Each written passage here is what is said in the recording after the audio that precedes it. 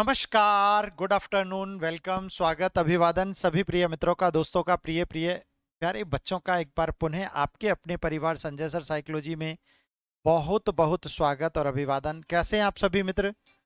प्रिय मित्रों, बिल्कुल क्लास आपकी स्टार्ट हो चुकी है।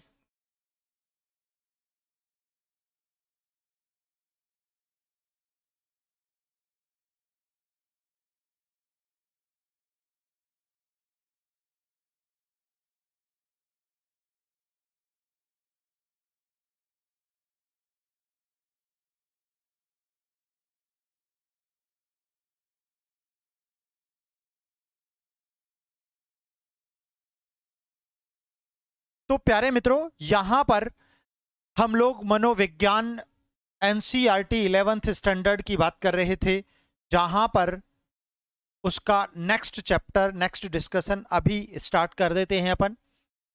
देखिए, अब कुछ इंपॉर्टेंट बातें इस चैप्टर में जुड़ने वाली हैं, आने वाली हैं, उनकी बात हम लोग करेंगे। ठीक है ना? वेलकम, गुड आफ्टरनून, स्वागत, अभिनंदन, शाबाश, श्री शिवाय नमस्तुभ्यम। बिल्कुल बिल्कुल, बहुत बहुत अभिवादन।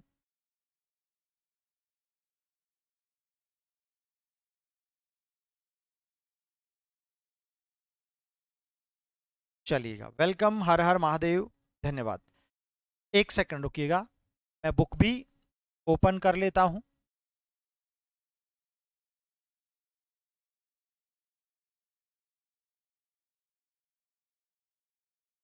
बुक है कहाँ?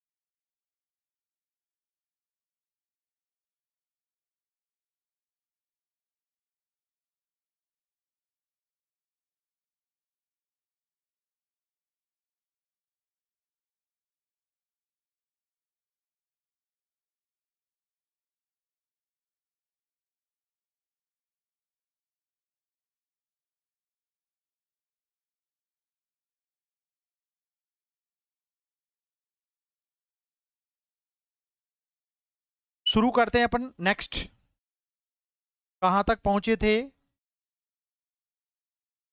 हाँ,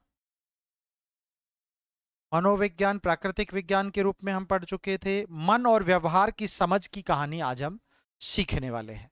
ठीक है ना? मन एवं व्यवहार की समझ। अब इसमें मन क्या है, व्यवहार क्या है, कुछ इंपॉर्टेंट बातें जो साथ ही साथ हम लोग नोट करते हुए चलेंगे, थोड़ा सा ध्यान से समझिएगा। ठीक है? जी हाँ।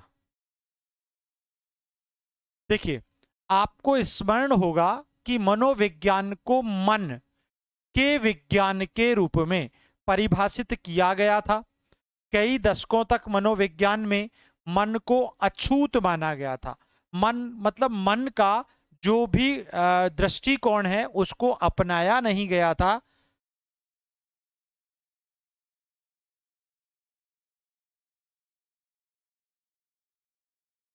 चलिए ठीक है, कोई बात नहीं। हाँ, नोट्स बनाने के लिए मैं जिन वर्ड्स को अंडरलाइन करता हूं, या तो आपके पास आपकी बुक होनी चाहिए, ठीक है, या आप अपनी कॉपी और पेन लेकर साथ में बैठें। जहां जहां जरूरत होगी मैं उसको अंडरलाइन कर दूंगा, मैं उसको आपको अच्छे से बोलकर समझाऊंगा, ताकि आप उसे अच्छे से नोट कर सकें। क्या कर सकें? नोट कर सकें। ठीक है बेटा, ध्यान रखिएगा। देखिए, क्योंकि यह पूर्ण व्यवहार परक शब्दावली में नहीं परिभाषित हो पाया था। ना तो परिभाषित हो पाया था कौन? मन। कि वास्तव में मन है क्या, क्योंकि मन तो सबका अपना अपना निजी है। मन अंतर्मुखी होता है।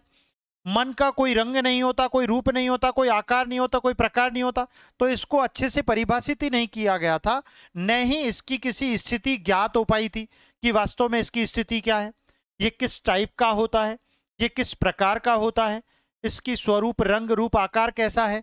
ठीक है, यदि मन शब्द का मनोविज्ञान में पुनरागमन हुआ है तो हमें उसके लिए स्पेरी जैसे तंत्रिका वैज्ञानिक एवं पेनरोज जैसे भौतिकविद, ये दो नाम याद रखने पड़ेंगे भैया, स्पेरी और पेनरोज।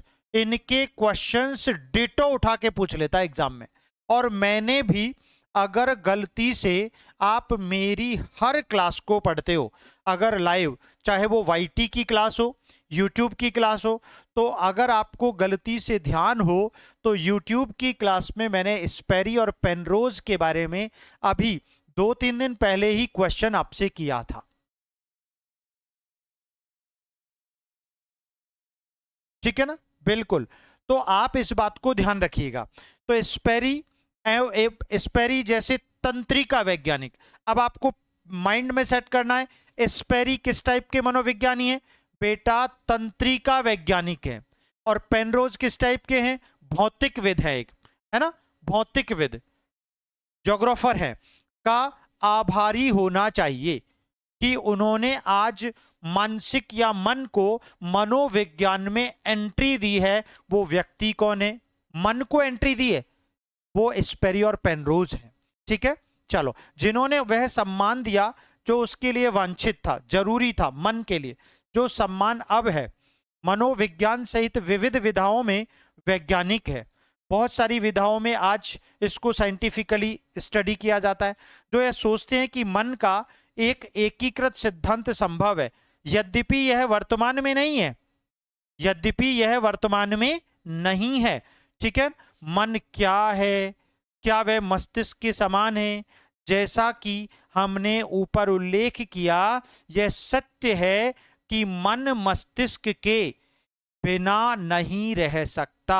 इसका मतलब कहीं ना कहीं मन और मस्तिष्क को एक स्वरूप के रूप में जान लेना ज्यादा उचित और बेहतर होगा। आगे पढ़ते हैं बेटा।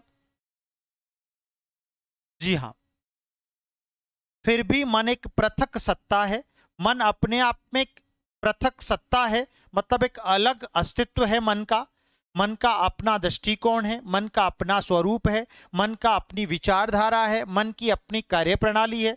तो मन अपने आप में एक अलग सत्ता है। अनेक प्रलेखित यानी और रुचिकर उदाहरणों के आधार पर आप सभी इसकी प्रशंसा कर सकते हैं, इसकी, मन की। कुछ रोगियों में दृष्टि, कुछ रोगियों में दृष्टि के लिए उत्तरदायी पश्चकपाल पाली को शल्य चिकित्सा द्वारा हटा दिया गया था, है ना। क्या हुआ था कि भैया कुछ रोगियों में दृष्टि के लिए उत्तरदायी, जो दृष्टि के लिए आपका, जी हाँ, ओसिपिटल लोब होता है ना, उस ओसिपिटल लोब को शल्य चिकित्सा द्वारा हटा दिया गया था। जी, उसी की बात की गई है। ठीक है ना, याद रखना। तब भी उन्होंने चाक्षुष, आंखों से होने वाला प्रत्यक्ष प्रमाण संकेतों, आंखों से होने वाला प्रत्यक्ष प्रमाण,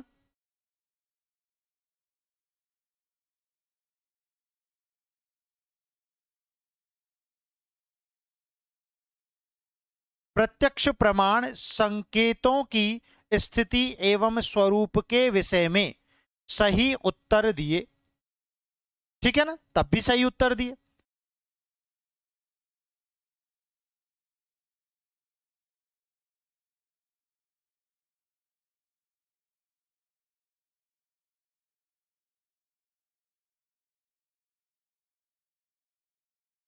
अच्छा, एनसीईआरटी कब तक कंप्लीट हो जाएगा?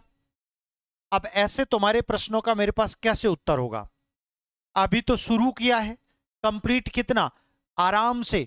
एग्जाम का अगर दृष्टिकोण, एग्जाम अगर डेट आई तो फिर मैं दूसरे अंदाज में पढ़ाऊंगा, शॉर्ट नोट्स के आधार पर पढ़ाऊंगा। लेकिन जब तक एग्जाम की कोई डेट नहीं है तब तक पूरे दिलो जहां से पढ़ो ना यार। एक चैप्टर को 4-5 दिन लगेंगे आराम से, लगाने दो मुझे। मुझे लगाने दो, वरना तो तुम अपने हिसाब से भी तो पढ़ सकते हो, मैंने कब रोका है।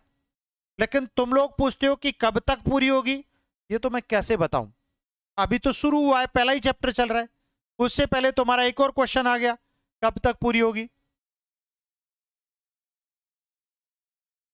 ठीक है प्रतीक, जो भी है एक बार मुझे व्हाट्सअप कर देना, मुझे आजकल थोड़ा सा व्यस्तता ज्यादा है, डोंट वरी, ठीक है ना। तो आप मुझे चलने दो अपने हिसाब से, सब कुछ पढ़ाऊंगा, छोड़ूंगा नहीं कुछ भी, ये वादा है। लेकिन क्लास शुरू हुई नहीं उससे पहले आप लोग पूछने लग जाते हो, ठीक है ना, यही प्रॉब्लम है आप लोगों की।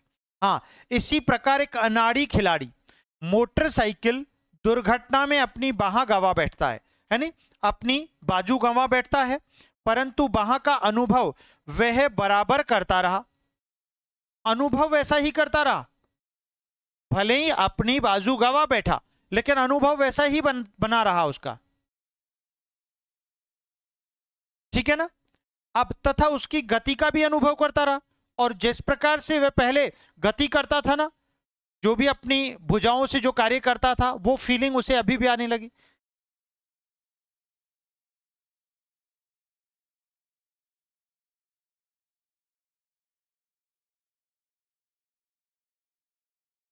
ठीक है, चलिए देखो, जब उसे कॉफी दी गई तो उसकी छाया भासी वहां काफी कॉफी के कप तक पहुंची, मतलब उसको ऐसा आभास हुआ कि वो बाजू थी ना, वो उस कॉफी के कप तक पहुंच रही है, क्योंकि उसी हाथ से वो कॉफी पिया करता था, तो उसे ऐसा आभास हुआ।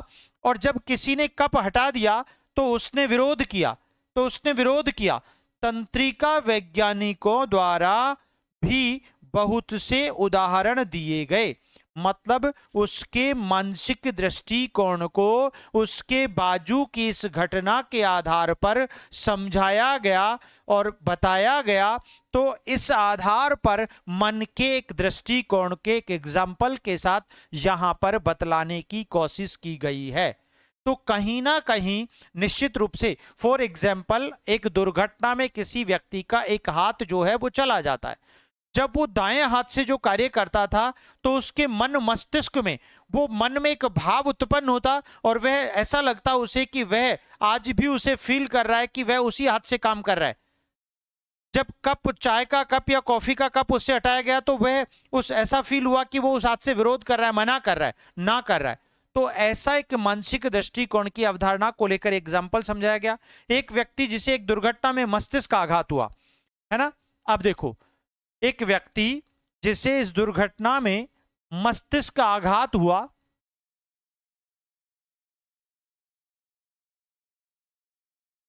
ठीक है ना, कौन सा आघात हुआ था, मस्तिष्क का आघात हुआ। जब वह अस्पताल से जब वह अस्पताल से घर लौट आया तो उसने बताया कि उसके अभिभावक प्रतिरूपों द्वारा बदल दिए गए हैं, उसके अभिभावक क्या, प्रतिरूपों के द्वारा बदल दिए गए हैं, ठीक है। वे पाखंडी हैं, क्या है भैया, उसके जो अभिभावक है ना, देखो क्या गजब का एग्जाम्पल है, क्या, जब किसी को मस्तिष्क में चोट लगी और पागलों की हरकत करता है ना, तो उसे ऐसा आभास कराया गया, तो जब वह अस्पताल से घर लौटा तो उसने बताया कि उसके अभिभावक प्रतिरूपों द्वारा बदल दिए गए, मतलब उसके माता पिता को बदल दिया गया है, क्योंकि मस्तिष्क में चोट लगी है ना। और जब मस्तिष्क में चोट लगती है तो व्यक्ति अपनी पूर्व याददाश्त, अपनी पूर्व स्मृति खो देता है, तो उसे ऐसा लगता है कि मतलब सब लोग अनजान है उसके लिए, तो उसके पेरेंट्स को प्रतिरूपों द्वारा बदल दिया गया है, वे पाखंडी हैं, वो जो सामने हैं वो उनके पेरेंट्स जो हैं वो पाखंडी हैं, वो ऐसा कहने लगता है। ऐसी प्रत्येक घटना में व्यक्ति मस्तिष्क के किसी भाग की क्षतिग्रस्तता का शिकार हुआ था, परंतु उसका मन बिल्कुल ठीक ठाक था। वैज्ञानिक पहले ये मानते थे कि मन एवं शरीर में कोई संबंध नहीं है। इसका मतलब यहां इन दो एग्जाम्पल से ये बताया गया, ये कोशिश की गई कि वास्तव में मन तो अभी भी उसका वैसा ही है, हाँ, मस्तिष्क के उस पर्टिकुलर भाग पर चोट लगी है जिसके कारण उसे ऐसा प्रतीत हुआ, ऐसा लगा।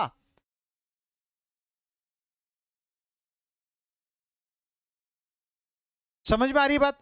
तो वही चीज यहां पर, तो वैज्ञानिक पहले मानते थे कि मन और शरीर में कोई संबंध ही नहीं है और वे एक दूसरे के समानांतर हैं।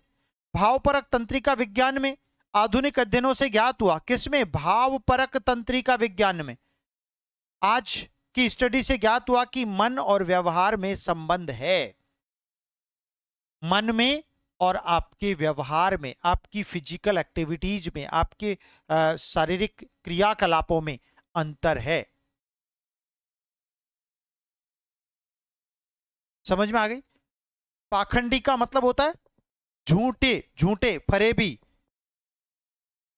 रूप बदलने वाले, दल बदलू, बाहर कुछ और अंदर कुछ और, वही पाखंडी।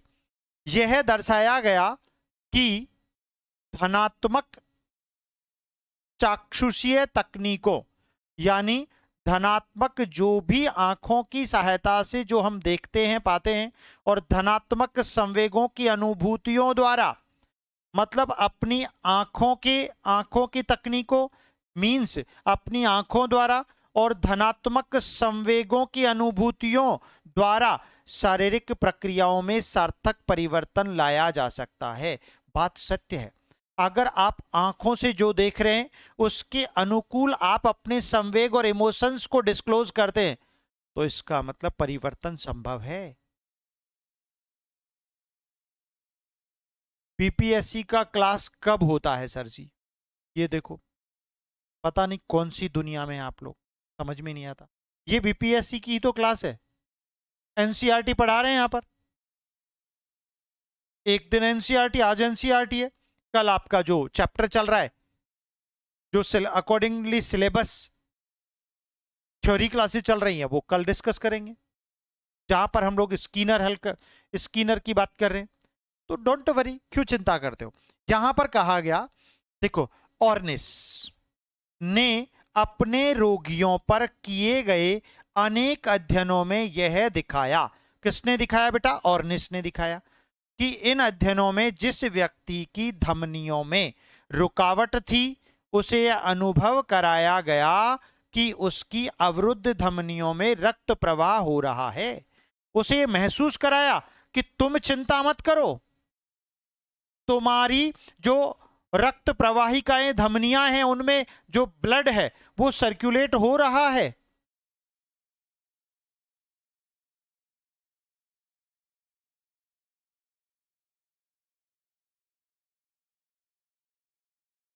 समझ में आ रही है बात?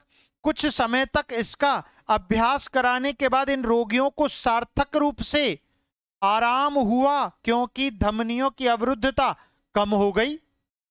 अरे भाई, आजकल मेरे कुछ विद्यार्थी ऐसे हैं, कुछ बच्चे ऐसे हैं, कुछ छात्र ऐसे हैं, कुछ एस्पायरेंट्स ऐसे हैं कि वो क्लास अभी ज्वाइन किया हाल ही में, महीने 2 महीने पढ़ते हुए नहीं है, और बस टेंशन में, अरे सर एनसीईआरटी कब पूरी होगी, अरे सर ये कोर्स कब तक कैसे होगा। अरे तो भैया, मैंने इसीलिए तो कंप्लीट वाला बैच भी दे रखा है, ताकि तुम मुझे फोन ही ना करो। मैं पूरा इंतजाम करके चलता हूं, पूरी व्यवस्था करके चलता हूं। मैं नए बच्चे को जो बैच ज्वाइन कराता हूं ना, इससे पहले फुल रिकॉर्डेड, फुल लाइव जो पहले रिकॉर्डेड पढ़ाया था उसको कंप्लीट इसलिए देता हूं ताकि वो चुपचाप पढ़ता रहे। उसके बाद इतना मसाला दे दो वो फोन ही ना करे मेरे को। लेकिन फिर भी तुम तो महान हो, बहुत महान हो, क्या कर सकते हैं तुम्हारा? क्योंकि खुद तो मेहनत करना नहीं चाहते, तुम सिर्फ इसी फराक में रहते हो कि संजय सर पूरा मसाला दे दें, हमको पूरे 100 क्वेश्चन बना के दे दें, यही आएंगे, बस वो पढ़ के चले जाए। ये संभव नहीं है, इसलिए मेहनत तो करनी पड़ेगी आपको। तो अगर मान लो एक रोगी को, क्या एक्सपेरिमेंट किया गया, एक रोगी को जिसकी धमनियां अवरुद्ध हो गई, अब यहां पर जैसे जैसे एग्जाम नजदीक आता है तो तनाव में आ जाते हैं, और तनाव में आ जाते हैं तो आपका ब्लड सर्कुलेशन जो है ना वो रुक जाता है, और रुक जाता है तो फिर क्या हो जाता है, नस, आपकी जो धमनियां हैं, वेन्स है, वो फट जाती हैं, और फट जाती हैं तो मृत्यु हो जाती है। इसलिए आप इतना क्यों सोचते हो? एक रोगी पर एक एक्सपेरिमेंट करके देखा गया, और उसकी जो ब्लड सर्कुलेशन की जो वेन थी वो अवरुद्ध हो चुकी थी, रुक गई थी, लेकिन उसे बताया गया कि भाई तुम्हारा ब्लड सर्कुलेशन ठीक चल रहा है, ठीक चल रहा है, ठीक चल रहा है, ठीक चल रहा है, रोज उसे यही बताते, अभी भी रिपोर्ट सही आ रही है, अभी भी रिपोर्ट सही आ रही है। तो भाई साहब उसने क्या हुआ, 5-7 दिन बाद जब उसका रिजल्ट आया तो देखा कि जो धमनी जिस पर ब्लड सर्कुलेशन जिसका रुक गया था वो अब वापस ओपन हो गई है। क्यों? क्योंकि तनाव कम हो गया भाई साहब का। क्या हो गया? तनाव कम हो गया। अरे तो तुम भी अपना तनाव कम करो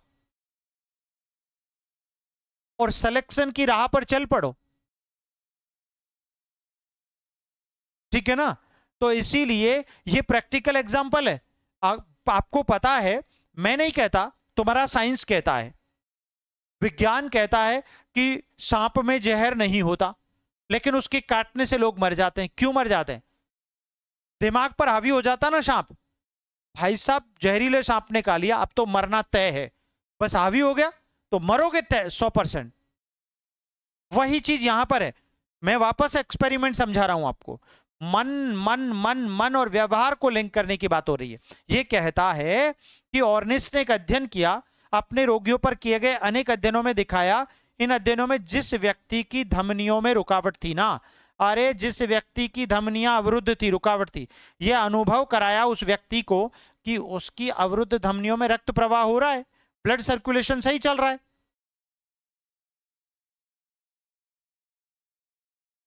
100%, वेरी एक्सीलेंट, यही कॉन्फिडेंस होना चाहिए, ठीक है ना।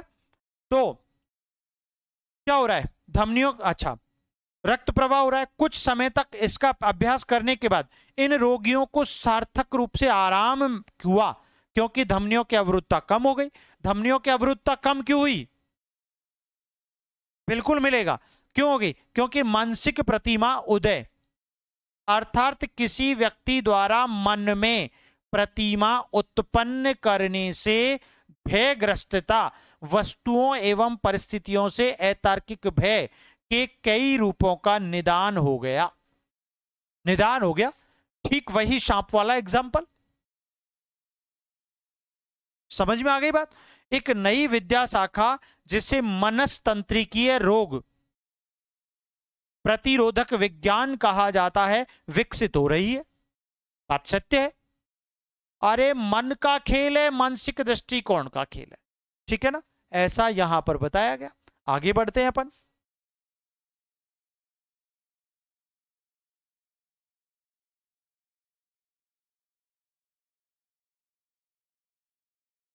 जो रोग प्रतिरोधक तंत्र को सशक्त करने में मन की भूमिका पर बल देती है ना।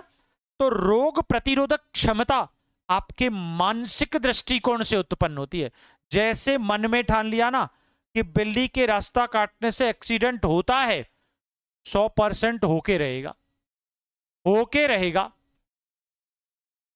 बेटा धमनी का मतलब वेन्स, नसें, जिनमें ब्लड सर्कुलेशन, ब्लड दौड़ता रहता ना बॉडी में, बॉडी के हर हिस्से में जाता है, वही है।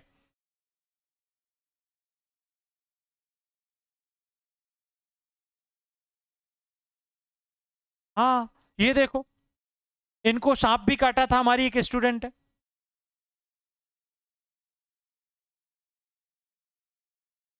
तो डॉक्टर ने क्या सलाह दी कि आपको तनाव नहीं लेना है, सांप काटने से मरता थोड़ी, सांप में जहर ही नहीं होता।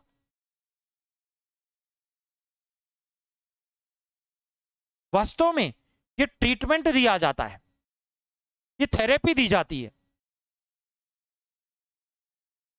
अगर दिमाग में बैठ के किसी ने, पड़ोसी ने और बैठा दिया, अरे सांप काट लिया, 100% मर जाएगा, बस थोड़ी देर में तो मर जाएगा, वो हकीकत में मर जाएगा। और अगर उसी को कोई ऐसा कहने वाला मिल जाए कि नहीं नहीं सांप में जहर नहीं होता, इतने बड़े शरीर के में को सांप क्या बिगाड़ सकता है, सांप खुद छोटा सा है, वो मर जाएगा।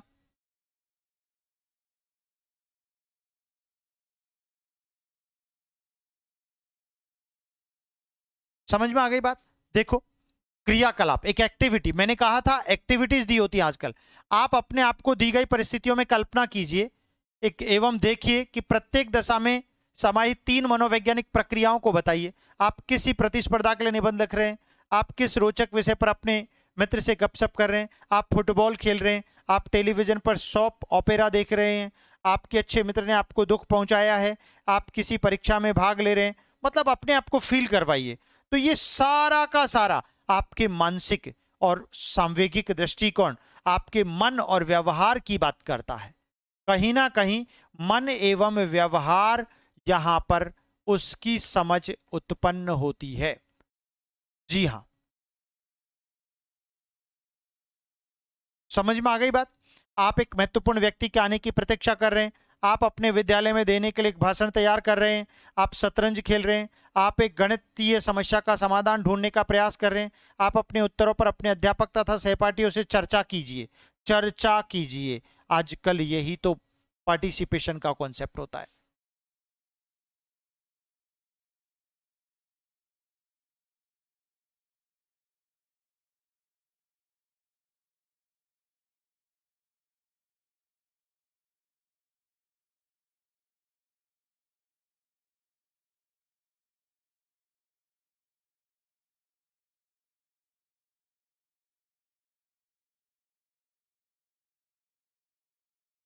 चलिए आगे बढ़ते हैं।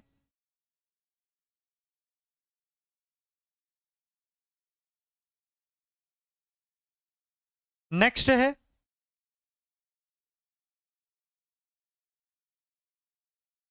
मनोविज्ञान विद्या शाखा की प्रसिद्ध धारणाएं। सबसे प्रसिद्ध धारणाएं क्या क्या हैं इसकी, है ना, क्या क्या अवधारणाएं हैं, उन प्रसिद्ध धारणाओं की चर्चा यहां पर हम लोग कर लेते हैं। ठीक है, बहुत छोटा सा चैप्टर है, ज्यादा टेंशन करने की बात नहीं है। फिर उसके बाद भारत में मनोविज्ञान का विकास हम लोग पढ़ेंगे, अनुसंधान इस चैप्टर के अंतर्गत आएगा। ठीक है ना, बहुत सारी चीजें, तो बड़ा इंटरेस्टिंग चैप्टर है। और कल ये चैप्टर पूरा हो जाएगा, तो 3-4 दिन तो एक चैप्टर में अपन लगाएंगे अच्छे से, फिर क्वेश्चन समझाएंगे हर एक चैप्टर के साथ साथ। चलो, हम पहले भी बता चुके हैं कि प्रतिदिन हम सभी लोग एक मनोवैज्ञानिक की तरह कार्य करते हैं। हम सभी लोग, आप भी, मैं भी, है ना, हमारे भाई बंधुजन भी, सभी लोग एक मनोवैज्ञानिक की तरह कार्य करते हैं। हम ये जानने का प्रयास करते हैं कि कोई व्यक्ति जिस रूप में व्यवहार कर रहा है वह वैसा क्यों कर रहा है। हम ऐसा इसीलिए तो जानते हैं वो वैसा क्यों कर रहा है, तो इस क्यों का उत्तर जानने के लिए, है ना, और उसका तैयार व्याख्यान देते हैं। ठीक है ना, उसके बारे में बातचीत करते हैं। मात्र यही नहीं, हम में से सभी ने मानव व्यवहार के लिए अपने अपने सिद्धांत बनाए हैं।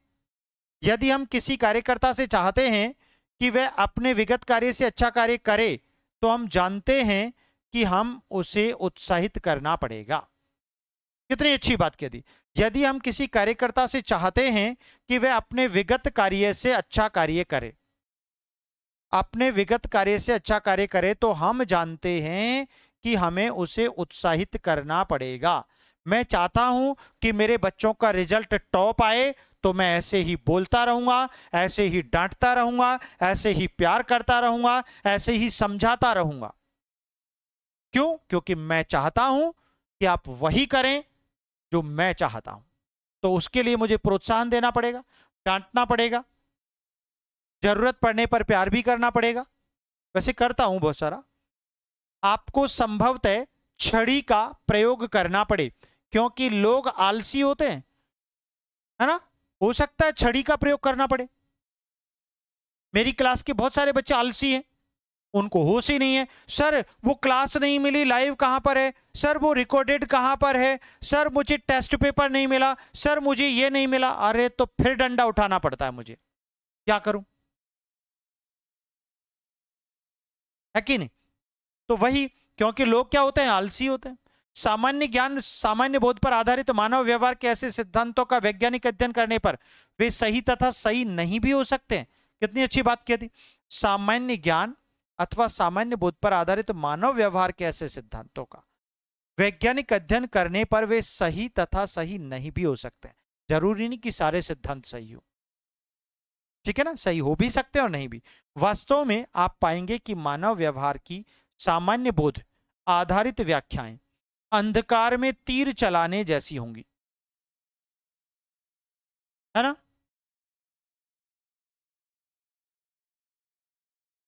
समझ में आ रही ना।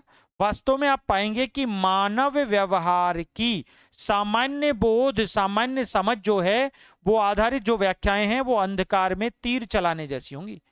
अगर आपने कहा कि नहीं नहीं नहीं नहीं नहीं नहीं, अरे नहीं संजय सर ऐसा करे थे तो ऐसा होता है, तो अंधेरे में तीर चलाना है, नहीं भाई, खुद एक्सपेरिमेंट करो।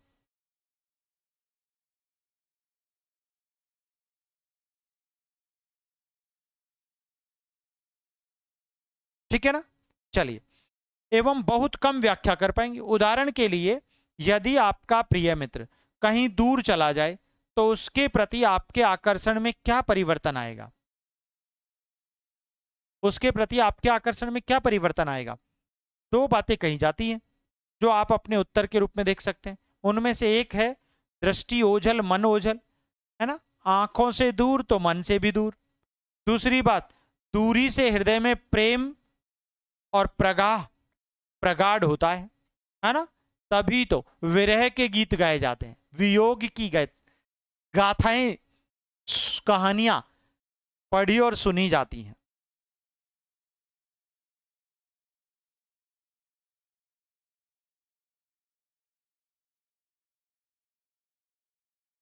हाँ भाई,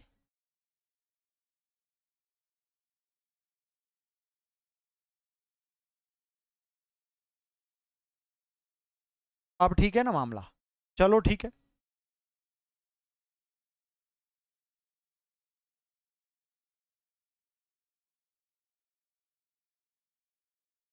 कितनी अच्छी बात कही है। दो एग्जाम्पल दिए इन्होंने और दोनों एग्जाम्पल्स को हम पढ़ चुके हैं भाई। उनमें से एक एग्जाम्पल दृष्टि ओझल तो मन ओझल, दूसरी बात दूरी से हृदय में प्रेम प्रगाढ़ होता है। इसीलिए तो तुम इतने दूर हो तभी तो मुझे बहुत प्रेम करते हो, तुम इतने दूर हो तभी तो मैं तुम्हें बहुत प्रेम करता हूं। अगर नजदीक होते तो प्रेम कहां करते हैं? अगर नजदीक होने पर प्रेम किया जाता या प्रेम होता तो फिर पति पत्नी में तलाक ही नहीं होता, फिर झगड़े ही नहीं होते। इसलिए नजदीकी में प्रेम नहीं होता ना, प्रेम तो दूरी में होता है, प्रेम झगड़े में होता है। ठीक है ना, तो ये वही बात है। चलो आगे, दोनों बयान एक दूसरे के विपरीत है। क्या कह रहा है कि दृष्टि ओझल होना मन से ओझल होना, है ना, लेकिन दूरी से हृदय में प्रेम प्रगाढ़ होता है। भाई आंखों के सामने होता है तो आंखों के सामने ना होना मतलब दृष्टि से ओझल हो जाना, मन से ओझल, मन से भी दूर हो गया, लेकिन दूरी में ही तो प्रेम है। इसलिए दोनों बयान एक दूसरे के विपरीत है। प्रश्न है कि इनमें कौन सही है। उसकी चयनित व्याख्या इस बात पर निर्भर करेगी कि अपने मित्र के जाने के बाद आपके जीवन में क्या घटित हुआ। आपके मित्र के जाने के बाद आपकी जिंदगी में क्या घटित हुआ। मान लीजिए कि आपको एक नया मित्र मिल जाता है तो आप दृष्टि ओझल मन ओझल की बात व्यवहार की व्याख्या के लिए उपयोग में लाएंगे। फिर अगर आपको नया दोस्त मिल गया पहले मित्र के जाने के बाद, तो फिर वो दृष्टि ओझल मन ओझल वाला जो किस्सा है ना, उस किस्से को आप क्या लेंगे, सामान्य व्यवहार में ले आएंगे। आप व्यवहारिक बोलचाल में उसका यूज किया करेंगे, फिर नहीं करेंगे। ठीक है ना, लेकिन उस दोस्त के लिए किया था आपने।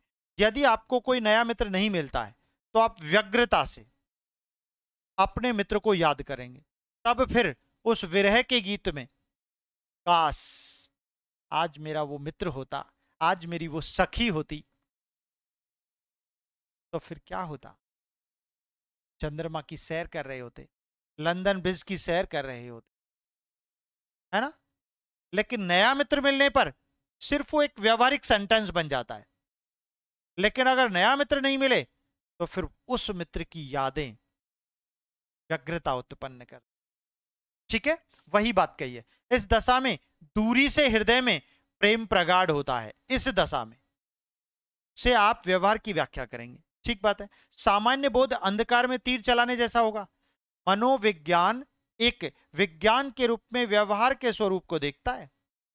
मनोविज्ञान एक विज्ञान के रूप में व्यवहार के स्वरूप को देखता है जिसका पूर्व कथन किया जा सके, न कि घटित होने के पश्चात की गई व्याख्या को, न कि घटित होने के पश्चात की गई व्याख्या को। मनोविज्ञान द्वारा उत्पादित वैज्ञानिक ज्ञान सामान्य बोध के प्राय विरुद्ध होता है। कितनी अच्छी बात कह दी। मनोविज्ञान द्वारा उत्पादित वैज्ञानिक ज्ञान जो होता है ना, वो सामान्य बोध के प्राय विरुद्ध होता है। सामान्य जानकारी के विरुद्ध होता है। मनोविज्ञान का वैज्ञानिक ज्ञान तो बेटा बहुत गूढ़ होता है, बहुत अहम होता है, बहुत व्यापक होता है ना, बहुत गहरा होता है।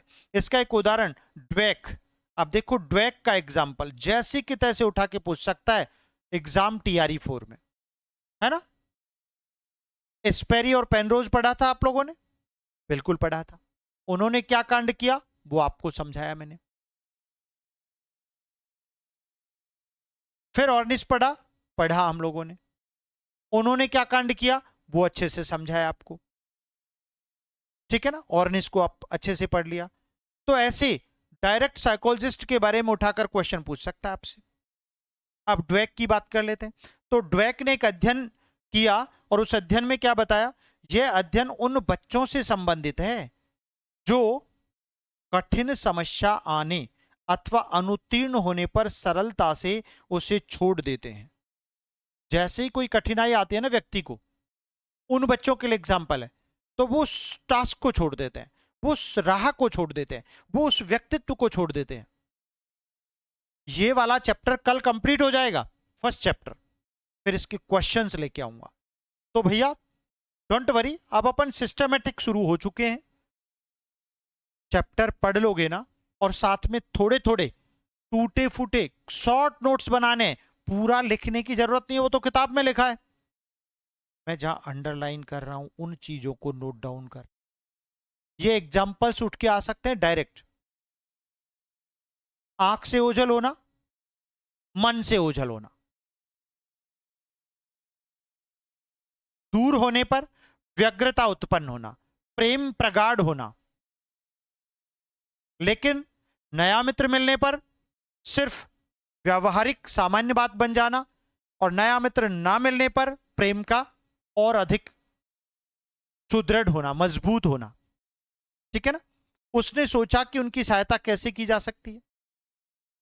भाई यह अध्ययन उन बच्चों से संबंधित है जो कठिन समस्या आने अथवा अनुत्तीर्ण होने पर सरलता से उसे छोड़ देते हैं। उसने सोचा कि उनकी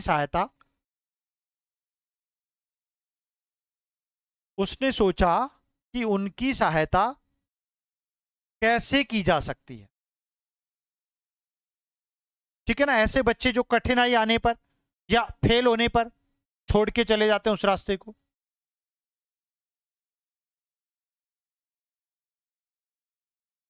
सर ऐसे ही पढ़ाइए, मुझे अच्छा लगता है।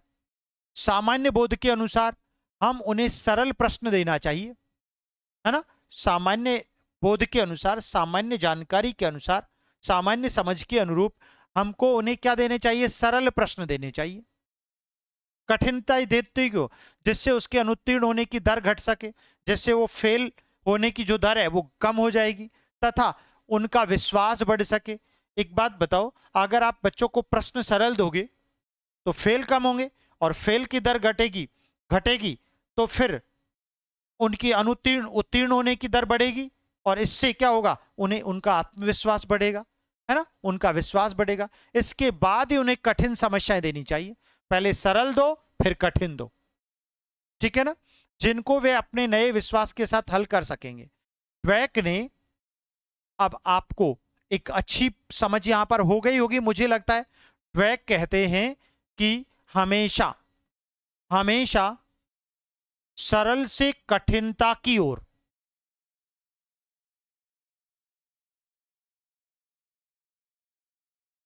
नहीं केवल आज के लिए टाइम में परिवर्तन किया गया है और इसकी सूचना आपको दे दी गई थी, ठीक है ना। आज के लिए थोड़ा सा मैनेज करना है, कल हमारा उसी टाइम पर क्लास होगा स्टार्ट, ठीक है डियर। चलो डोंट वरी। तो ड्वेक ने इसका परीक्षण किया। उसने विद्यार्थियों के दो समूहों को लिया जिन्हें गणित के प्रश्नों को हल करने के लिए 25 दिनों तक प्रशिक्षण दिया था। कितने दिनों तक? 25 दिनों तक। अब याद रखना ड्वेक का एग्जाम्पल डायरेक्ट उठा के पूछेगा एनसीईआरटी से, ठीक है, चलो। प्रथम समूह को सरल समस्याएं दी गई थी, 2 समूह उठाए। अब आपको याद नहीं आ रहा कि ऐसा ही, हाँ बिल्कुल बिल्कुल, ठीक है ना। 2 बच्चों के समूह लिए, है ना, विद्यार्थियों के, जिन्हें गणित के सवाल हल करने के लिए दिए गए और 25 दिनों तक उनको ट्रेनिंग दी गई। प्रथम समूह को सरल समस्याएं दी जो वे सहजतापूर्वक हल करने में सक्षम थे। द्वितीय समूह को जटिल और सरल दोनों प्रकार की समस्याएं हल करने को दी गई थी। स्पष्टतया वे जटिल समस्याओं को हल नहीं कर सके। जब कभी ऐसा हुआ तो ड्वेक ने विद्यार्थियों से कहा कि वे समस्याओं को इसलिए नहीं हल कर पाए क्योंकि उन्होंने कठिन प्रयास नहीं किए, तथा उन्हें ड्वेक ने पलायन के बदले प्रयास करते रहने को कहा। फिर ड्वेक ने उन बच्चों को सलाह दी कि बेटा आपने कठिन सवालों को प्रैक्टिस ही नहीं किया, इसीलिए तो अब जब मैं सुबह की क्लास लेता हूं 9 बजे वाली, तो कुछ बच्चे अटक जाते हैं, सर कुछ समझ में नहीं आ रहा, कुछ समझ में नहीं आ रहा। अरे तो तुमने कठिन का प्रयास ही नहीं किया, तुमने जटिल प्रश्नों को सीखने की कोशिश ही नहीं की, तुमने मेरे साथ जुड़कर प्रैक्टिस ही नहीं किया। यही तो ड्वेक कहते हैं कि यार तुम्हारी गलती ये है कि फिर बच्चे माइग्रेट करने लग जाते हैं, फिर क्लास छोड़कर चले जाते हैं, नहीं समझ में आ रहा है यार, क्लास अच्छी नहीं लगी।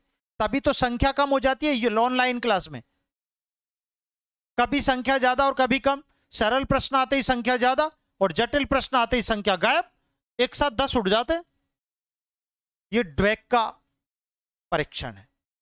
ये किसका टेस्ट है? ड्वेक टेस्ट है, जो मैं आपको लाइव एग्जांपल के साथ समझा रहा हूं, ठीक है। प्रशिक्षण काल समाप्त होने के बाद ड्वेक ने दोनों समूहों को समस्याओं का एक नया सेट दे दिया। ले, जो लोग हमेशा सफल हुए थे क्योंकि उन्हें सरल समस्याएं दी गई थी, वे असफल होने पर बहुत जल्दी पलायन कर गए, है ना, क्योंकि उन्हें सरल ही सरल सिखाया था और जैसे ही जटिल दी तो माइग्रेट कर गए। अब कुछ बच्चे हैं जो, मैं एक क्लास में शाम को कुछ सरल प्रश्न भी देता हूं, वो इसीलिए देता हूं, मैं चाहता हूं, मैं यही चाहता हूं कि सरल में तो तुमको मजा आता रहता है, तो तुम अच्छे से पार्टिसिपेट करते हो, ज्यादा संख्या में पढ़ते हो, और जैसे ही जटिल दिया तो वो सरल लोग धाराशायी हो जाते हैं और वो उड़ जाते हैं, उनके परखच्चे उड़ जाते हैं और फिर उनकी पढ़ने की कैपेसिटी खत्म और वो आपकी कंपटीशन से बाहर हो जाते हैं। इसीलिए रुकता वही है जिसके पास स्टेमिना हो, है ना, तुलना में उनके जिन्होंने सफलता और असफलता दोनों को देखा था तथा जिन्हें यह बताया गया था कि असफलता का कारण प्रयास की कमी रही है।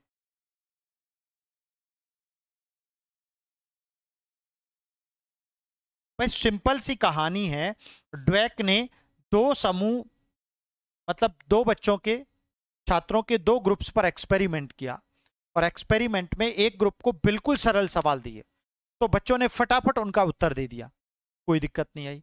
लेकिन दूसरा जो ग्रुप था उसको सरल और जटिल दोनों तरह के सवाल दिए, तो उन बच्चों ने सरल सवालों को तो हल कर लिया लेकिन जटिल सवालों को नहीं कर पाए, तो पलायन करने लगे। जब वो वापस भागने लगे तो फिर ड्वेक ने कहा रुको, अरे भाई रुको, जाओ मत, क्योंकि असफल तुम इसलिए हुए हो क्योंकि तुमने जटिल का प्रयास नहीं किया, कठिन सवालों को सीखने की कोशिश नहीं की, जिद नहीं की, मेहनत नहीं की। तुम तो हलवा चाहते हो कि संजय सर पूरा हलवा बना के परोस दें, हमको चम्मच उठा करके हिलाना भी ना पड़े, सीधा संजय सर मुंह में डाल दें। वो संभव नहीं है, जटिल की मेहनत करनी पड़ेगी। अगर पेवेलियन लौटने लगोगे तो सिर्फ असफलता हाथ लगेगी। तो वही बात है, यहां पर ड्वेक एग्जाम्पल देते हैं, ठीक है, मैंने अपनी भाषा में उसको समझा दिया।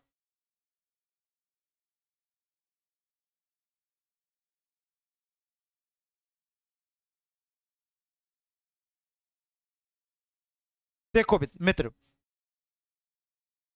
कितनी अच्छी बात। अन्य बहुत सी सामान्य बोध धारणाएं हैं जिन्हें आप सत्य नहीं पाएंगे, जिन्हें आप सत्य नहीं पाएंगे।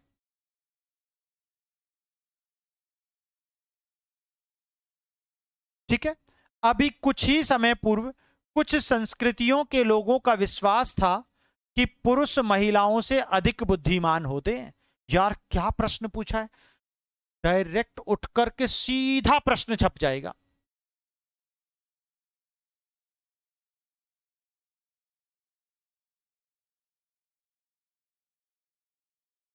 बस जिनके पास हिम्मत है ना, जिनके पास संकल्प है, जिनकी सोच सकारात्मक है, वो जिंदगी में कभी असफल नहीं होते। हाँ हो सकते हैं, कुछ बार हो सकते हैं, कभी कभार हो सकते हैं, लेकिन पता है वो शायद आपका अंतिम पैर कदम हो। जो अभी असफलता जिस कदम से मिली है वो शायद अंतिम हो, लेकिन आप तो पेविलियन लौट गए तो जिंदगी भर के लिए असफल हो गए।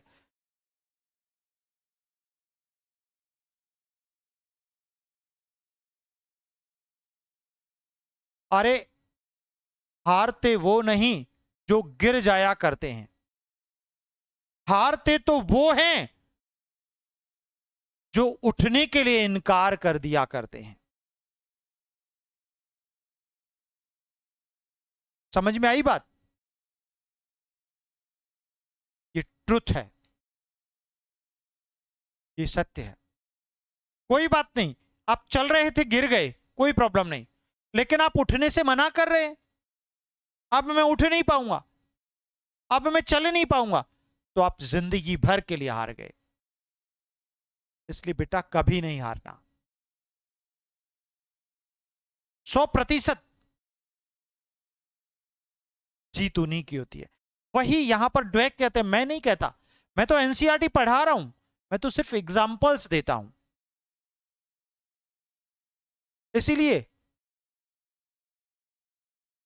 प्रतिभाशाली विद्यार्थियों की जरूरत नहीं है मुझे, जिन्होंने पढ़ रखा है, जिनको आता है, उन वो ना पढ़ें, कोई प्रॉब्लम नहीं है। लेकिन जो लर्नर हैं, जो सचमुच सीखने के लिए आए हैं, वो आराम से पढ़ें, एक एक चैप्टर को पढ़ें, खोल खोल कर पढ़ें, पूरे दिलोजां और शिद्दत से पढ़ें, और साथ ही साथ अपने मित्रों को जरूर बताएं।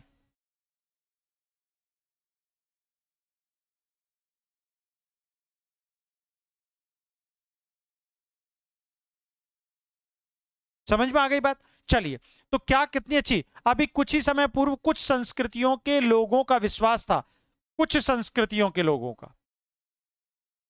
कि पुरुष महिलाओं से अधिक बुद्धिमान होते हैं। केवल कुछ संस्कृति के लोग ऐसा मानते हैं कि पुरुष महिलाओं से ज्यादा बुद्धिमान होते हैं। शाबाश, ग्रेट सोनकर जी।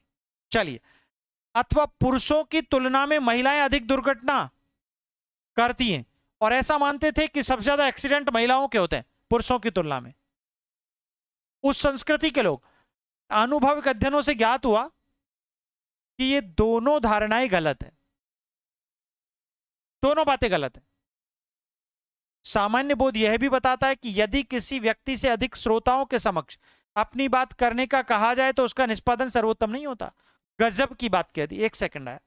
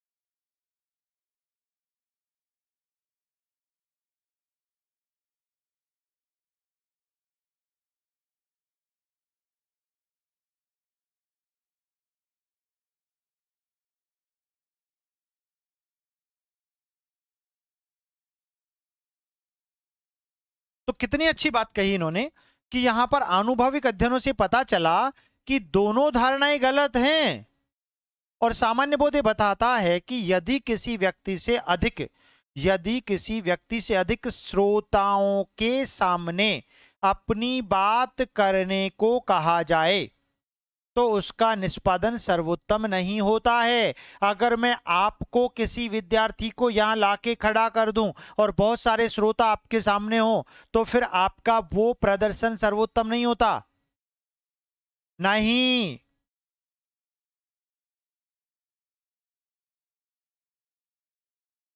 नहीं, कोई कमजोर नहीं बेटा।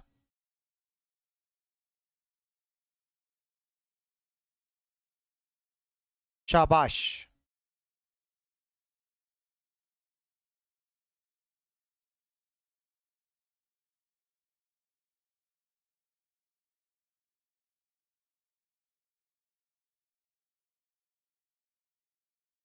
ठीक है,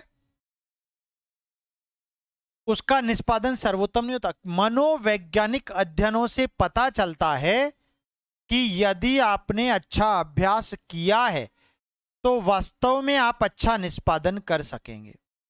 दुनिया का बहुत बड़ा सच है ये, बहुत बड़ा सच है। ठीक है, क्योंकि अधिक श्रोताओं के रहने से आपका निष्पादन बढ़ेगा, बल्कि लोगों को लिए तो लोगों के सामने आपका निष्पादन, आपकी परफॉर्मेंस बढ़नी चाहिए।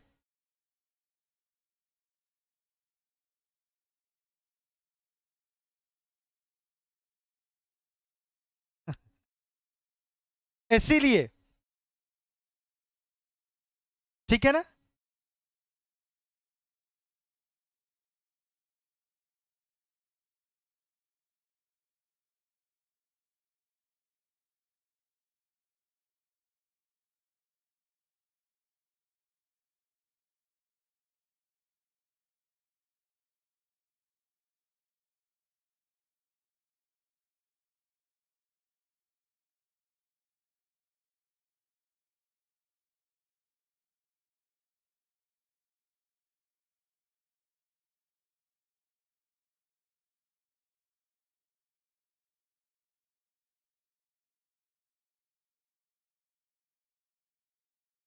हाँ, क्योंकि अधिक श्रोताओं के रहने से आपका निष्पादन बढ़ेगा।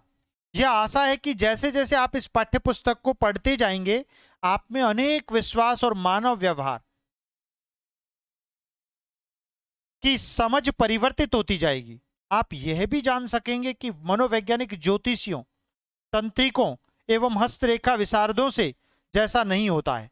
मनोवैज्ञानिक ज्योतिषियों के जैसा नहीं होता जो दूसरों का भाग्य निर्धारित करे, तंत्रिकों जैसा नहीं होता, हस्तरेखाओं के विशारदों जैसा, वैज्ञानिकों जैसा नहीं होता ना। क्योंकि यह प्रदत्तों पर आधारित बातों का व्यवस्थित अध्ययन करता है। क्योंकि हमारा मनोविज्ञान जो दी गई सूचनाएं हैं उनके आधार पर अध्ययन करता है।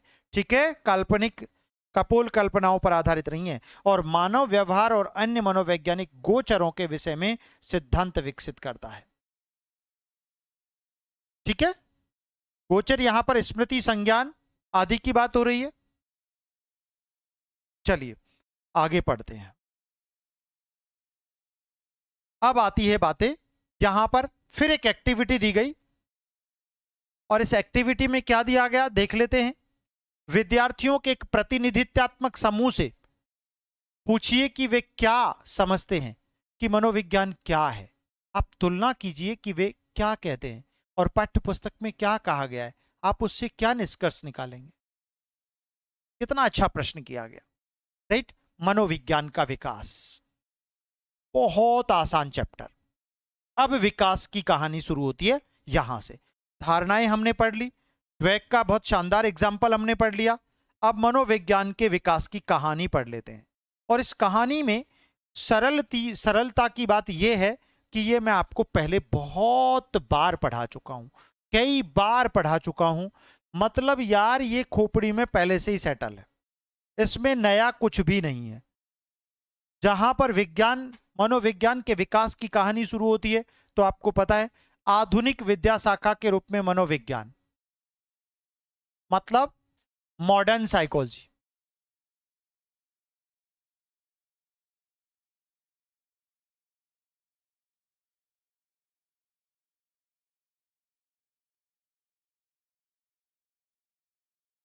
मॉडर्न साइकोलॉजी की बात हो रही है।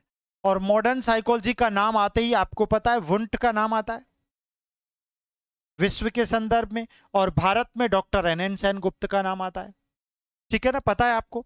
चलो, आधुनिक विद्या शाखा के रूप में मनोविज्ञान जो पाश्चात्य विकास से एक बड़ी सीमा तक प्रभावित है, बिल्कुल है, वेस्टर्न कल्चर से प्रभावित है, इसमें कोई डाउट नहीं है, का इतिहास बहुत छोटा है, इतिहास बहुत छोटा है।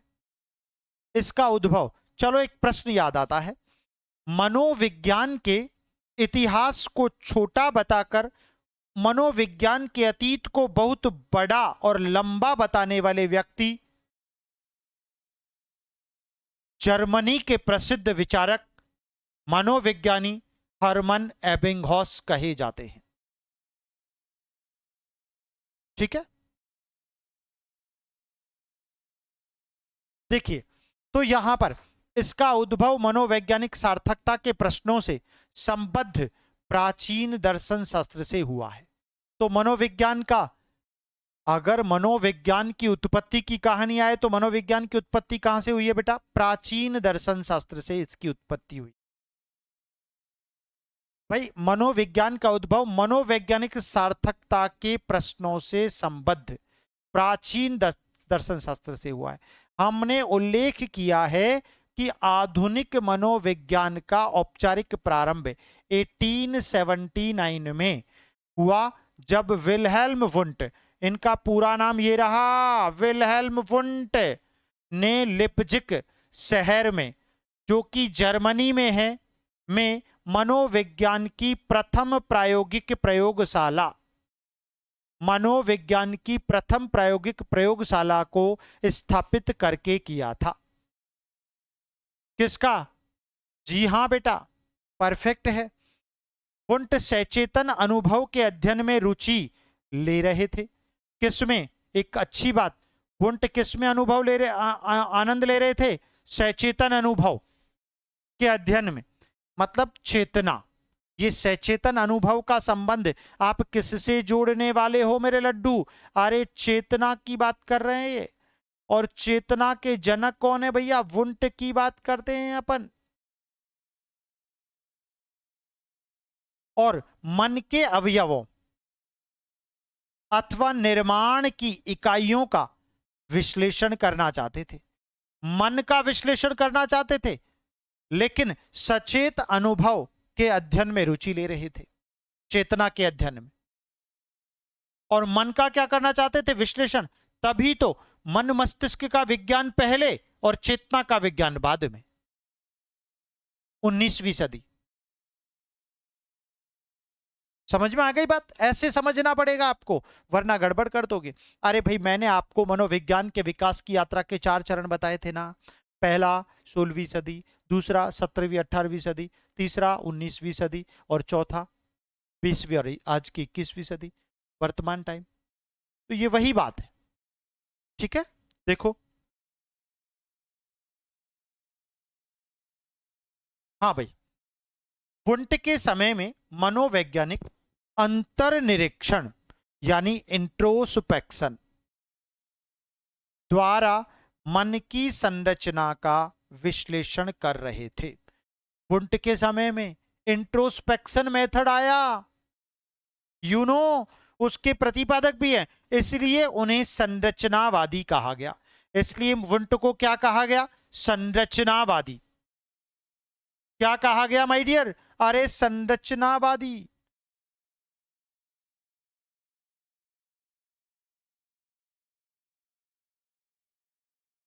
अंतर्निरीक्षण एक प्रक्रिया थी जिसमें प्रयोज्यों से मनोवैज्ञानिक प्रयोग में कहा गया था कि वे अपनी मानसिक प्रक्रियाओं अथवा अनुभवों का विस्तार से वर्णन करें।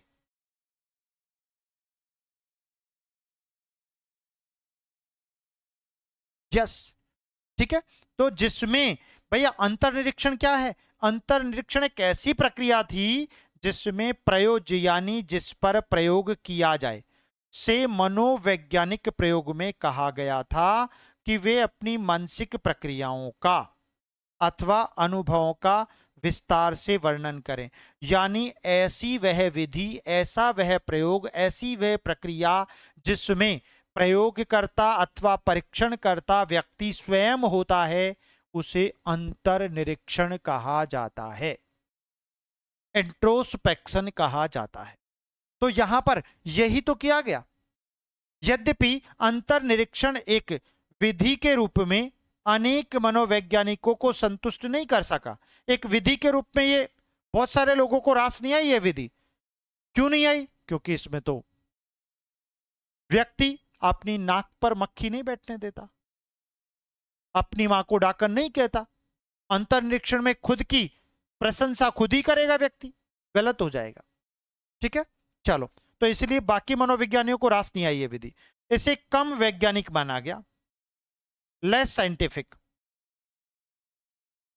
ये साइंटिफिक विधि नहीं है, ठीक है ना, क्योंकि अंतर्निरीक्षणीय विवरणों का सत्यापन बाह्य प्रेक्षकों द्वारा संभव नहीं हो सका था, क्योंकि इसमें बाह्य प्रेक्षक नहीं होते थे, कोई बाहर से ऑब्जर्वर नहीं होता था, इसलिए तो गलत साबित हो गए। इसके कारण मनोविज्ञान में एक नया परिदृश्य उभर कर आया, इसी के कारण। चलो देख लो भाई नए परिदृश्य को, और वो नया परिदृश्य कौन सा था?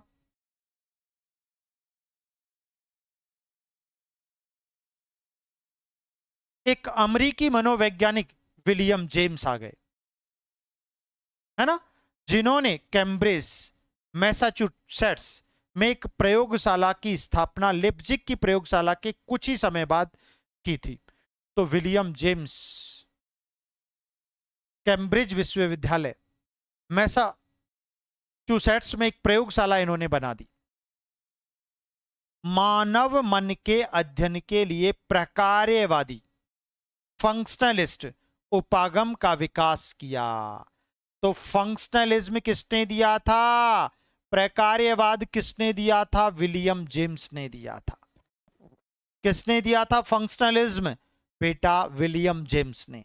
ठीक है, विलियम जेम्स का विश्वास था कि मानस की संरचना पर ध्यान देने की बजाय, यानी मन की संरचना पर ध्यान देने की बजाय मनोविज्ञान को इस बात का अध्ययन करना चाहिए कि मन क्या करता है तथा व्यवहार लोगों को अपने वातावरण से निपटने के लिए किस प्रकार कार्य करता है। इस बात की वकालत करते हैं विलियम जेम्स। और विलियम जेम्स ये वही हैं जो मनोविज्ञान के आधुनिक जनक, मॉडर्न फादर ऑफ साइकोलॉजी कहे जाते हैं। क्या है? Modern father of psychology.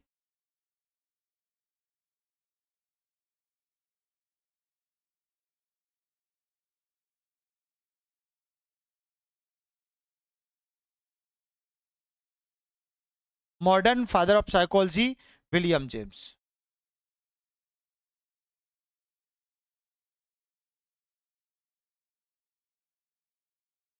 William James कहे जाते हैं। बात समझ में आ गई? हाँ, तो उदाहरण के लिए प्रकार्यवादियों ने इस बात पर ध्यान केंद्रित किया कि व्यवहार लोगों को अपनी आवश्यकताओं की पूर्ति करने योग्य, व्यवहार लोगों को अपनी आवश्यकताओं की पूर्ति करने योग्य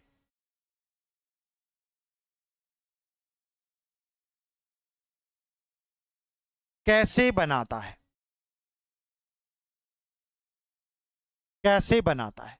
और विलियम जेम्स के अनुसार वातावरण से अंतः क्रिया करने वाली मानसिक प्रक्रियाओं की, वातावरण के साथ जो अंतः क्रिया करती है ना, उन मानसिक प्रक्रियाओं की एक सतत धारा के रूप में चेतना ही मनोविज्ञान का मूल स्वरूप रूपायित करती है। खतरनाक, यानी चेतना के एक और प्रबल समर्थक थे, that is William James.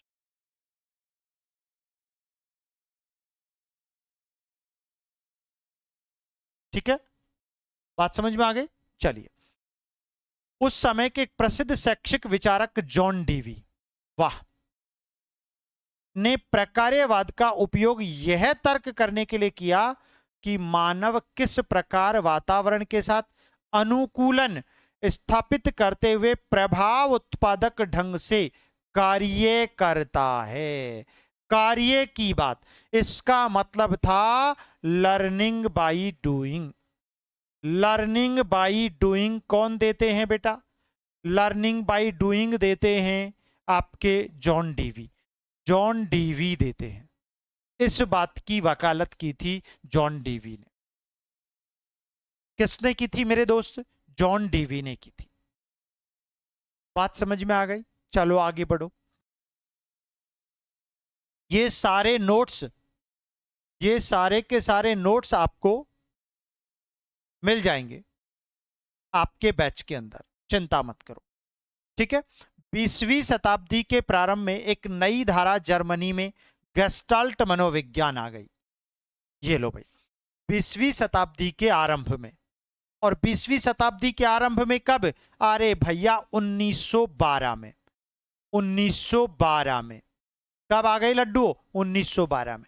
Gestalt psychology के रूप में वुंट के संरचनावाद, स्ट्रक्चरलिज्म के विरुद्ध आई। गेस्टाल्ट साइकोलॉजी क्यों आई? वुंट के संरचनावाद के विरुद्ध में आई। एक और नया प्रश्न बन गया।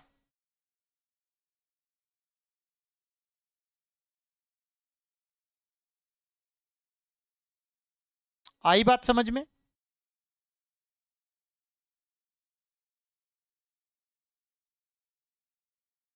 हाँ जी, हाँ जी, बिल्कुल एनसीईआरटी वाले फोल्डर में ही मिलेगा, डोंट वरी, उसकी चिंता मत करो। जहां वीडियो है वहीं पर वो मिलेगा। इसने प्रत्यक्षिक अनुभवों के संगठन को महत्वपूर्ण माना। किसको माना? बेटा जो भी प्रत्यक्ष अनुभवों के संगठन है ना, उनको महत्वपूर्ण बताया। परसेप्चुअल एक्सपीरियंसेस का जो ऑर्गेनाइजेशन है, that is very important according to gestalt psychology. ठीक है। मन के अवयवों पर ध्यान न देकर, मन के अवयव पर ध्यान न देकर गेस्टाल्ट वादियों ने तर्क किया एक बात, कि जब हम दुनिया को देखते हैं तो हमारा प्रत्यक्षिक अनुभव प्रत्यक्षण के अवयवों के समस्त योग से, प्रत्यक्षण जो चीज हम अलग अलग देखते हैं ना, उनके समस्त योग से अधिक होता है।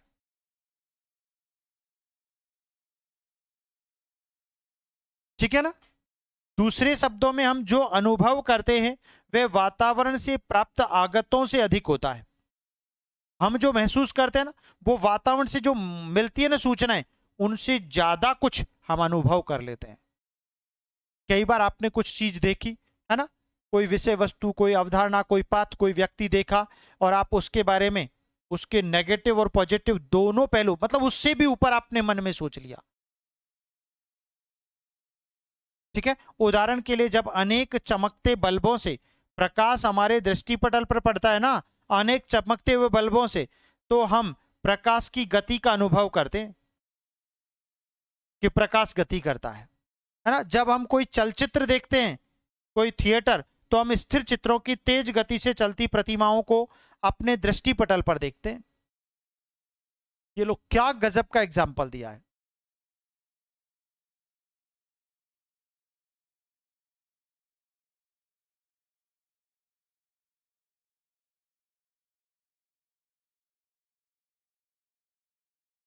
क्या कहा? चमकते बल्बों से प्रकाश हमारे दृष्टिपटल पर पड़ता है तो हम प्रकाश की गति का अनुभव करते हैं। जब हम कोई चलचित्र देखते हैं तो हम स्थिर चित्रों की तेज गति से चलती प्रतिमाओं, है ना, कोई पिक्चर हॉल में देखते हैं ना, तो स्थिर चित्रों की तेज गति से चलती प्रतिमाओं को अपने दृष्टिपटल पर देखते हैं। इसलिए हमारा प्रत्यक्षिक अनुभव अपने अवयवों से अधिक होता है। जो हमारा प्रत्यक्षिक जो अनुभव होता है ना, परसेप्चुअल एक्सपीरियंस होता है, वो हमारे जो देख रहे हैं उससे भी कहीं ज्यादा होता है। गजब की बात कही है। अनुभव समग्रतावादी होता है। यह अच्छा प्रश्न है। यह गेस्टाल्ट होता है। हम गेस्टाल्ट मनोविज्ञान के विषय में प्रत्यक्षण के स्वरूप की चर्चा करते हुए अध्याय 5 में अधिक विस्तार से पढ़ेंगे।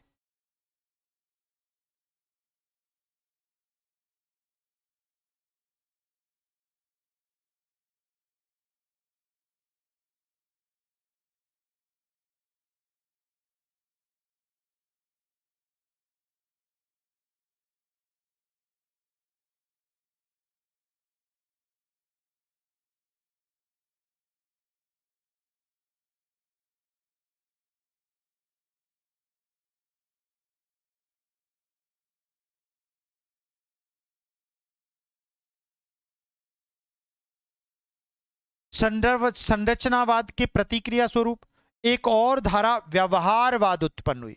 संरचनावाद के विरुद्ध एक और धारा आई, बिहेवियरिज्म के रूप में आई। सन 1910 के आसपास जॉन वॉटसन ने 1913, इसका बेस्ट आंसर होगा, है ना, ने मन और चेतना के विचार को मनोविज्ञान के केंद्रीय विषय के रूप में अस्वीकार ही कर दिया। मन और चेतना का कोई मूल्य ही नहीं है, कोई रोल ही नहीं है मनोविज्ञान में, ठीक है ना। वे दैहिक शास्त्री इवान पावलव के प्राचीन अनुबंधन वाले कार्य से बहुत प्रभावित थे वॉटसन। उनके लिए मन प्रेक्षणीय नहीं है, मन कोई प्रेक्षणीय वस्तु नहीं है, और अंतर्निरीक्षण व्यक्तिपरक होता है, केवल एक व्यक्ति के दृष्टिकोण को डिफाइन करता है, क्योंकि उसका सत्यापन एक अन्य प्रेक्षक द्वारा नहीं किया जा सकता, इंट्रोस्पेक्शन का नहीं किया जा सकता। उनके अनुसार एक विज्ञान के रूप में मनोविज्ञान का प्रेक्षणीय तथा सत्यापन करने योग्य है। अगर वो कहें कि वास्तव में आज मनोविज्ञान का रोल उनके अनुसार, किसके अनुसार बेटा, वॉटसन के अनुसार, समझिएगा, वॉटसन के अनुसार, ये क्या कहते हैं, उनके अनुसार एक विज्ञान के रूप में मनोविज्ञान क्या प्रेक्षणीय, क्या प्रेक्षणीय तथा सत्यापन करने योग्य है, इसी पर ध्यान केंद्रित करना चाहिए। उन्होंने मनोविज्ञान को व्यवहार के अध्ययन अथवा अनुक्रियाओं की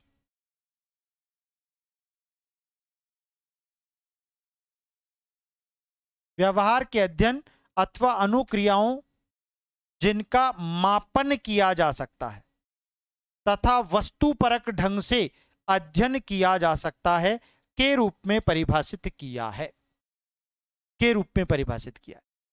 ठीक है। आगे पढ़ते हैं। वॉटसन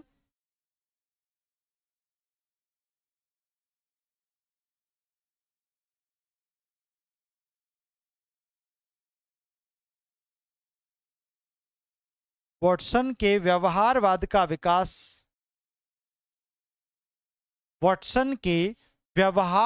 का विकास, अनेक प्रसिद्ध मनोवैज्ञानिकों द्वारा आगे बढ़ाया गया, जिन्हें हम व्यवहारवादी कहते हैं।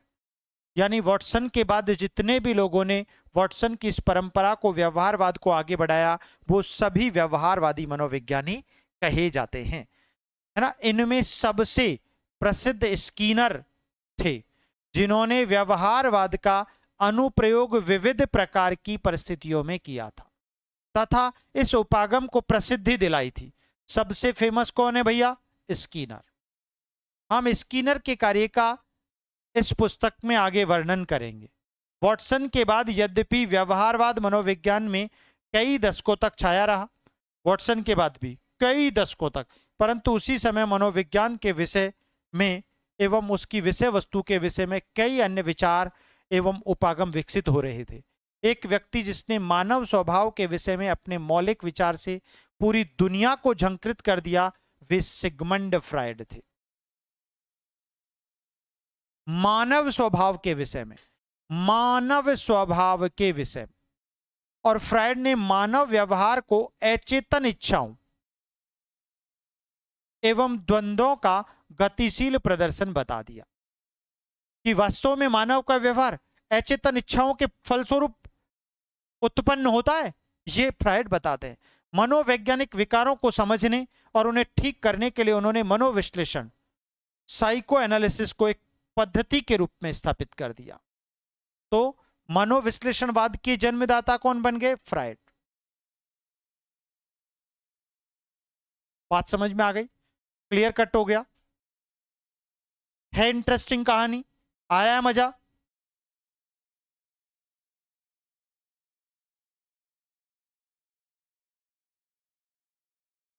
क्लियर हो गया भाई सभी के लिए? चलिए, तो अब आधुनिक मनोविज्ञान के विकास में कुछ रोचक घटनाओं की जानकारी हम लोग कल बात करेंगे। यस, 50 इयर्स अपनी जिंदगी के साइकोलॉजी को सौंप दिए थे इस व्यक्ति ने, है ना। तो आधुनिक मनोविज्ञान में कुछ रोचक घटनाएं, और इसके आगे जो हमारा चैप्टर बचा है उसके बारे में हम कल पूरा इसको कंप्लीटली डिस्कस करेंगे, अपने समय पर क्लास लेंगे। ठीक है, आज टाइम में परिवर्तन हुआ था, उसकी सूचना आपको दे दी थी। आज के लिए इतना ही। धन्यवाद। जय हिंद, जय भारत। मस्त रहो, खुश रहो, सदा स्वस्थ रहो, निरंतर प्रगति के पथ पर हमेशा आगे बढ़ते रहो। शाम को 5:30 बजे अपन यूजीसी नेट की सुपर क्लास में मिलते हैं। धन्यवाद, तब तक के लिए धन्यवाद।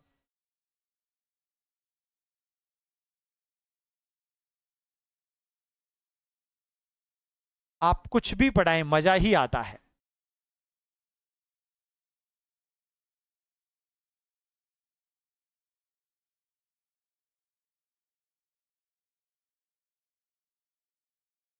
चलिए, धन्यवाद।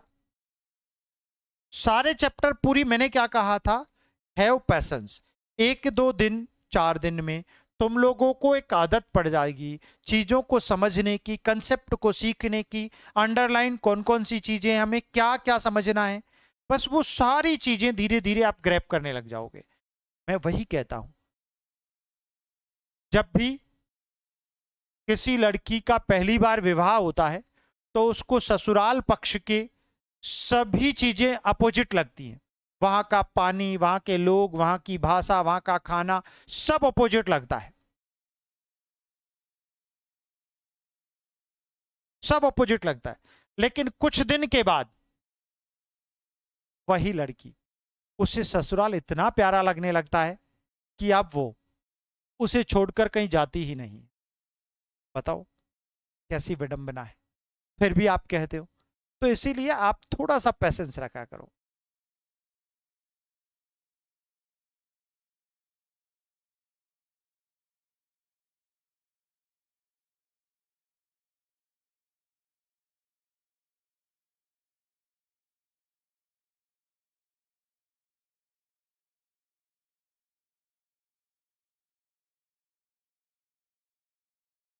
हाँ ठीक है प्रिया जी।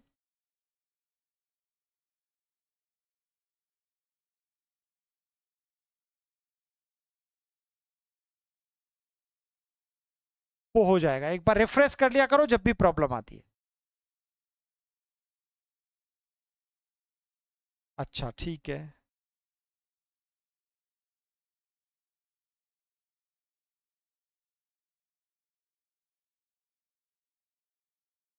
ओ हो, ये तो बहुत बड़ी नई बात बोली है। सर मजबूरी हो जाती है, लड़की कहाँ जाएगी, एडजस्ट कर लेती है। Oh my God.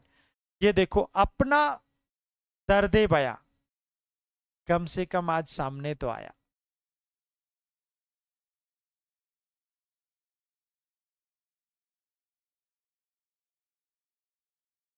ठीक है ना।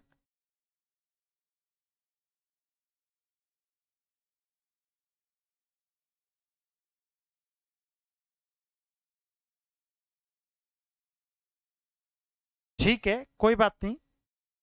फिर से टेस्ट दो। एक बार कंप्लीट कर लिया तो दोबारा मारो। ओ माय गॉड, सर बच्चे मजबूर कर देते हैं।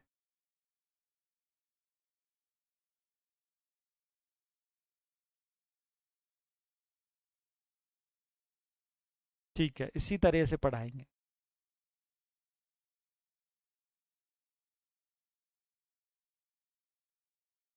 Oh my God.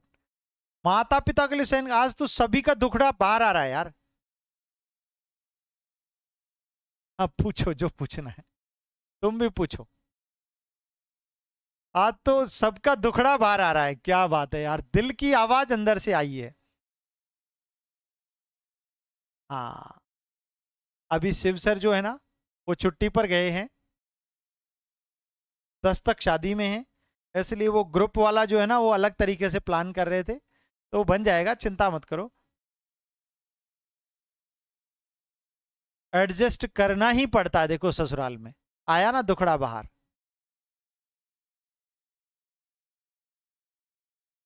यही तो कारण है कि मैं सोच रहा था ये लड़के लोग ब्लू ड्रम में क्यों पैक हो जाते हैं। तो किसी दिन ज्यादा जब अपने आवेश में आते हो तो पैक कर डालते हो।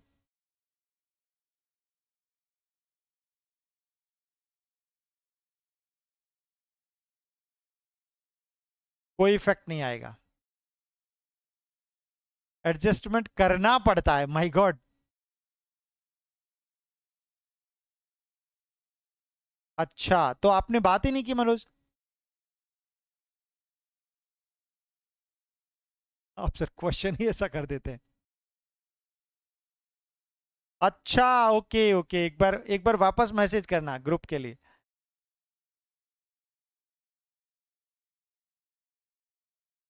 हाँ, ये देखो खुशनसीब लोग भी हमारी क्लास में। सर प्यार ही अगर ज्यादा मिले तो, ज्यादा मिले तो उसका फायदा उठाओगे नाजायज, गलत बात है।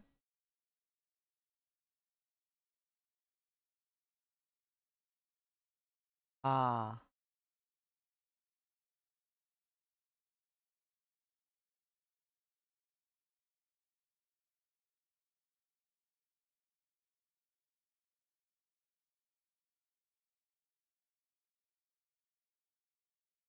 कोई बात नहीं, करने दो, कोई फर्क नहीं पड़ेगा उससे। चैलेंज करने दो। सर सेक्रीफाइस का लिमिट जब क्रॉस होता है तो एग्जाम्पल सेट हो जाता है।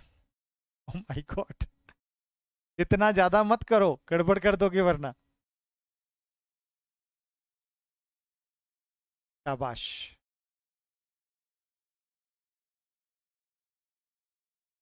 सर अपना गुस्सा तो पति देव पर ही निकाल देते हैं, लेकिन आज यहां पर बयां हो रहा है यार, गजब की बात है।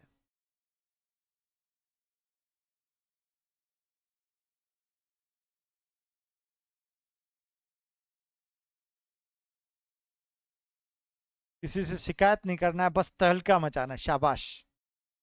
क्लास ओवर हो चुकी है बेटा, क्लास खत्म हो गई है गुंजा जी, वेलकम। चलिए, धन्यवाद धन्यवाद, जय हिंद जय हिंद जय हिंद जय हिंद जय हिंद। मिलते हैं शाम को 5:30। Thank you so much.